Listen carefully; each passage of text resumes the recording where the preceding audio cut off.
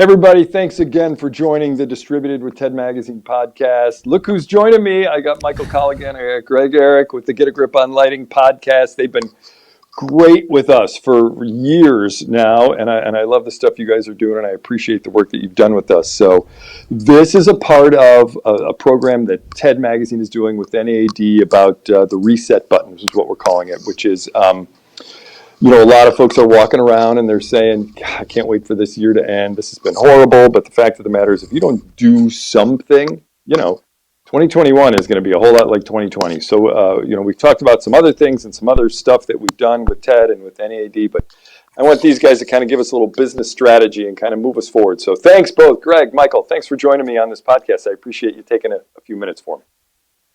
For sure. Thanks for having us. All right.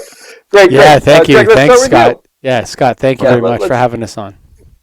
Okay, it's the least I could do. You guys have been great with Lighted and the business blasts you're doing. So in terms of business guys, Greg, how about you? I don't want to dig too deep into it. I'm sure, like everybody else, it hasn't been a spectacular 2020, but what are you doing as we move toward 2021? How are you trying to change your fortunes? What's kind of the thought process to kind of move us forward and have some better times ahead?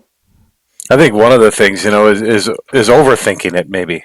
Quit overthinking it. A lot of people are wasting their time saying, what can I do? What should I do? Do it. Get out and do something, and that's what it comes down to is try everything you can. We did a podcast, Mike, with somebody that Rebecca Costa. Yeah, do everything. And then if something works, it works. If it doesn't. Yeah. I mean, it's like, do everything for real. Like anything you think you should try it. Figure it out. Get after it. And stay motivated, stay with it. Keep your attitude up. And I coach football, so I always say you got to control what you can control, and the only things that is attitude and effort. That's it. The rest takes care of itself. Michael, how about you? Expand on that. It's interesting. Thank you. But by the way, I've never been a guest on a podcast. Isn't that interesting? Craig, I think you've been a guest before, once or twice, something like that. Yeah, something like that. Yeah, so I'm very grateful. Thank you, Scott, for having us on, and it's a real honor to be on your show. And I've listened to, I wouldn't say all of them, but I've listened to a good number of your podcasts. You guys do a great job. But I would go back to, it's interesting. I was reading a book, David Bohm, the theoretical physicist. And this is interesting because you break it down to the lowest level. And what he says, I was just reading it and I wrote it down and I didn't know I was going to be asked. I didn't know this is in my notes, my own personal notes. And David Bohm, a theoretical physicist, says everything is connected to everything else and affected instantly by everything that happens to everything else. And I thought that was super interesting just from a conceptual standpoint and from where we are in the world right now. And I feel like if you're out there and you're trying to run your business, you're a sales rep, whatever it is that you do, what Greg said, do it, man. Go out there and really take a stab at it, whatever it is. It's about doing. It's not about waiting. Waiting kills us. Waiting wastes time. Waiting ends your life. All you have is time, Scott. And so if you do the most with the time that you have, if you do the most you can with the time that you have, then you will, and you do positive things and you do things to help people and you do things that are, that benefit society, and whether that's selling electrical supplies, lighting supplies, retrofits, whatever it is, do it, man. Find a way to do it, Scott. So expand on that a little bit, because are you talking about, risk taking? Are you talking about, kind of going back to some of the tried and trues that maybe just need some tweaks? Michael, what do you mean by just do it in terms of? So a lot of people are held up by this idea of safety, stay safe. I remember when I first heard that, the first person I heard that from, I'm not going to say who it is, but I remember the first time I heard that, I didn't like that line. Stay safe. Like, as an entrepreneur, that doesn't make any sense at all. Stay safe? Well, then I'm not going to start my business. Then I'm not going to make that sales call. Like, what are you talking about? Stay safe. No, man. Safety is not a virtue. Okay? It has nothing to do. Freedom is a virtue. Liberty is a virtue. These are things that people fight and die for. Safety is not, nobody ever fought and died for safety. What are you talking about? So I think the idea of stay safe, while it is helpful in certain instances, people are saying, be civilly obedient, help us get through this. Let's work together. We're trying to get through a pandemic. But at the same time, it seems to me like a lot of business people and a lot of sales reps and, Kevin Wolf is such a great inspiration. From the beginning, that guy was getting after it, So this idea of staying safe, okay, life has risks. Being alive means you're going to die one day. That's what happens. So, we all say risk is to be mitigated and managed. It's not to be avoided, right? So when you're an entrepreneur or you're a sales rep, making that sales call, make that extra call, make that extra move, do what you can. Everything you do affects everything else in the world. You matter. This idea, this matters, that matters, whatever. Everything that you do matters. Everything. No matter what it is. Everything matters. Mm-hmm. And so you go out there, you work towards what you do for a living, whether it's selling light bulbs, doing the distributed podcast. You got to keep things rolling. And what people are talking about that year end, when the reason why people like the new year, there's actually like a very deep human reason, because the winter solstice is the darkest day of the year.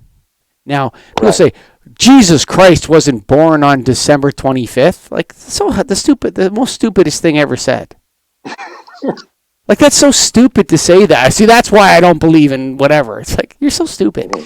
The reality is that that's the darkest day of the year, and he's the light of the world, dumbass.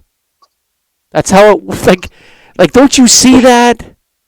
Right? Yeah. And so why people like that year end, why Christmas is celebrated, why we have a feast day, is because the sun is going to start to come back to us. The light is going to start to come back to us. And so my thing for you, and that's an important time. This idea that this year end doesn't matter, I disagree with you wholeheartedly, Scott. We need that winter, the darkest night, and then the light is going to come to us. We need that. That's what we need right now. We need to know that we've been through the darkness, and now the light is going to shine. And that's all cultures, all religions, all ethnicities. Everybody has that winter solstice. So I'd say get after it, man. The sooner the better. So, Greg, how are you getting after it? There's you got to lead people, toward this light. You have to lead people toward this new year, and the result of that is some people are going to be, hesitant. They're regardless of, who they are, where they're from. People sort of have an overall hesitance to change. They just do, and they'd like to go back to where they were before. Yeah, and I think that's the issue right there, is that hesitation. You have to get rid of it if you truly want to succeed.